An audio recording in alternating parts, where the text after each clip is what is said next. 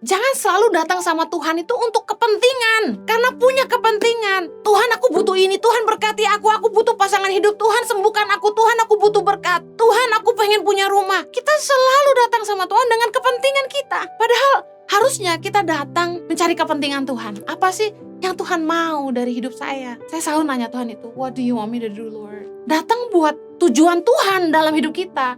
Apa yang Tuhan mau kita buat untuk orang lain. Nggak selalu melulu cari kepentingan kita. Belajar dari Yesus yang rendah hati ngambil rupa seorang hamba. Nggak menganggap kesetaraan dengan Allah sebagai sesuatu yang harus dipertahankan. Tapi dia mau turun ke bawah dan mati buat kita. Karena dia hanya mengedepankan kepentingan Bapaknya. Apa yang jadi kehendak Bapa jauh lebih penting buat dia. Saya mau kupas dalam Lukas 17 tentang tuan dan hamba. Ayat ke-7 bilang gini, siapa di antara kamu yang mempunyai seorang hamba yang membajak lalu mengembalakan ternak baginya akan berkata kepada hamba itu setelah ia pulang dari ladang, mari segera makan. Bukankah sebaliknya ia akan berkata kepada hamba itu, sediakanlah makananku, ikatlah pinggangmu dan layanilah aku sampai selesai aku makan dan minum. Dan sesudah itu, engkau boleh makan dan minum. Ayat 9, adakah ia berterima kasih kepada hamba itu? Karena hamba itu telah melakukan apa yang ditugaskan kepadanya. Demikian jugalah kamu, apabila kamu telah melakukan segala sesuatu yang ditugaskan kepadamu, hendaklah kamu berkata, kami adalah hamba-hamba yang tidak berguna. Kami hanya melakukan apa yang harus kami lakukan. Dengar baik, kalau kita melakukan kehendak Bapa dalam hidup kita taat melakukan firman Tuhan, kita melayani Tuhan, kita ambil bagian dalam pelayanan di gereja, kita menabur bagi orang susah. Dengar baik, Tuhan gak utang apa-apa sama kita. Jangan pernah bargaining sama Tuhan. Aku lakukan ini loh, Tuhan lakukan apa? Aku lakukan ini loh, aku lakukan ini ya, asal Tuhan lakukan itu. Tidak pantas. Ibaratnya gini, saya punya orang yang bekerja kepada saya di rumah. Saya gaji dia, dan dia kerja buat saya. Masa setelah dia kerja dia bilang gini, oke, sekarang apa yang saya bisa dapat? Kan gak pantas. Seorang hamba melayani tuannya, itu sudah kewajibannya. Bukankah Tuhan udah kasih kita nafas? Bukankah Tuhan sudah kasih kita berkat? Udah terlalu banyak yang Tuhan kasih buat kita, tapi kita selalu datang sama Tuhan dengan kepentingan, seolah-olah Tuhan hutang sama kita. Hubungan tanpa kepentingan ini, datanglah dengan ketulusan di hadapan Tuhan.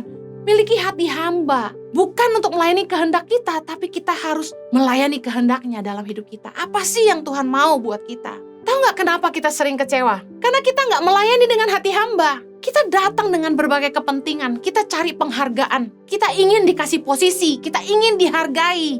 Kalau nggak kita sakit hati, mari belajar jadi hamba yang hanya melakukan kehendak Bapa. Bahkan kalau Anda bisa melayani Tuhan, saya kasih tahu, talenta itu dari Bapa. Kalau kita bisa dipakai, semua karena anugerah. 2 Korintus 3 ayat 5 bilang gini, dengan diri kami sendiri kami tidak sanggup untuk memperhitungkan sesuatu seolah-olah pekerjaan kami sendiri. Tidak, kesanggupan kami adalah pekerjaan Allah. Kalau saya dimampukan Tuhan untuk bisa jadi berkat bagi Indonesia, menolong ribuan anak di Indonesia, itu bukan karena saya hebat, semua karena anugerahnya. Kalau kita bisa menabur buat pekerjaan Tuhan, bukan karena kita hebat, bukan karena kita kaya, semua karena anugerahnya. Kita nggak sanggup buat apa-apa kalau bukan kemampuan dari Tuhan. Tuhan cukup pencet tombol HB kita, turun sampai 5, nggak bangkit kita. Apa yang kita mau banggakan dalam hidup ini? Seperti halnya hubungan kita dengan Tuhan, harusnya kita bukan datang bawa kepentingan kita, tapi kita melayani kepentingan Bapa, tujuan Tuhan dalam hidup kita.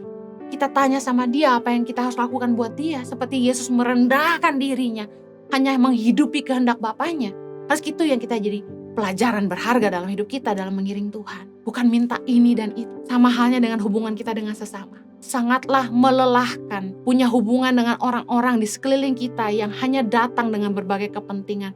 Mari hadirlah dalam komunitas, dalam gereja, dalam pelayanan. Bukan untuk cari posisi, bukan untuk minta dihargai, bukan untuk punya kepentingan, cari keuntungan.